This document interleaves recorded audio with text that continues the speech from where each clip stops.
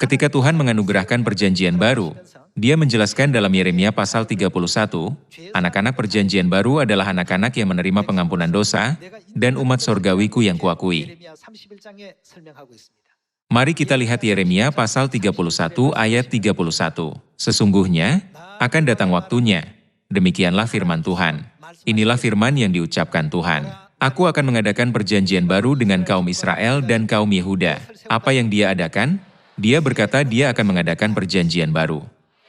Seperti yang tertulis dalam Lukas pasal 22 ayat 7 hingga 20, perjanjian baru diadakan melalui Paskah.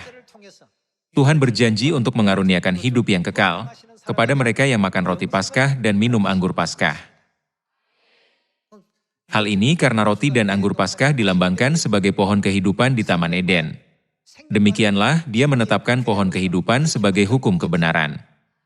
Kalau begitu, mari kita lihat mengapa Dia mengadakan perjanjian baru di ayat 33. Tetapi beginilah perjanjian yang kuadakan dengan kaum Israel sesudah waktu itu, demikianlah firman Tuhan. Aku akan menaruh Tauratku dalam batin mereka dan menuliskannya dalam hati mereka. Maka aku akan menjadi Allah mereka dan mereka akan menjadi umatku. Mereka yang memiliki hukum ini dalam pikirannya akan menjadi umatku dan aku akan menjadi Tuhan mereka. Dia telah membuat perjanjian dengan teguh. Dengan kata lain, DNA hidup yang kekal dari Tuhan dibentuk di dalam kita melalui Paskah. Orang mungkin memahami Paskah sebagai hari raya yang diadakan pada malam hari ke-14 Nisan selama masa keluaran, tetapi setan terkejut. Karena jalan menuju pohon kehidupan telah dibuka.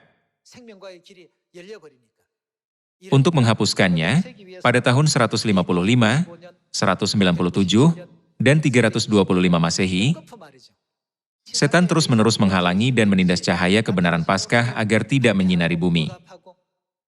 Akibatnya, Paskah tampaknya hilang lenyap dari bumi pada tahun 325 Masehi. Namun, kebenaran ini tidak dapat hilang begitu saja.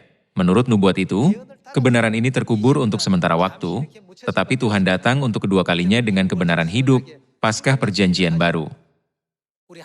Mari kita membaca Ibrani pasal 9 ayat 27. Dan sama seperti manusia ditetapkan untuk mati hanya satu kali saja, dan sesudah itu dihakimi. Demikian pula Kristus hanya satu kali saja mengorbankan dirinya untuk menanggung dosa banyak orang. Sesudah itu Ia akan menyatakan dirinya sekali lagi tanpa menanggung dosa untuk menganugerahkan keselamatan kepada mereka yang menantikan Dia. Berapa kali dikatakan bahwa Ia akan menampakkan diri? Tuhan datang ke bumi untuk kedua kalinya dalam rupa manusia. Apa tujuannya? Tujuannya adalah untuk menganugerahkan keselamatan. Apa yang dibutuhkan untuk menyelamatkan umat manusia yang jatuh ke dalam dosa dan kematian dengan memakan buah dari pohon pengetahuan tentang yang baik dan yang jahat di Taman Eden? Pohon kehidupan itu dibutuhkan. Dengan menganugerahkan kepada kita pohon kehidupan melalui peraturan Paskah, Dia dengan jelas menyebutnya sebagai perjanjian baru. Barang siapa makan dagingku dan minum darahku, ia mempunyai hidup yang kekal.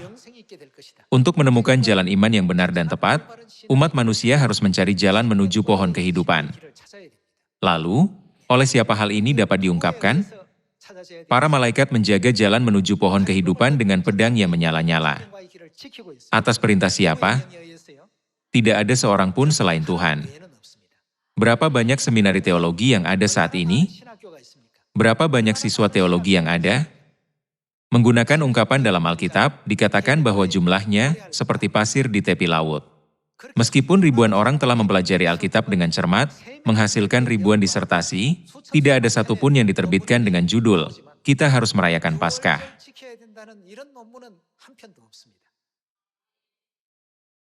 Bukankah nubuat Alkitab sungguh menakjubkan?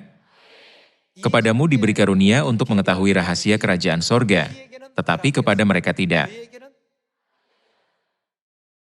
Nubuat tersebut juga telah digenapi.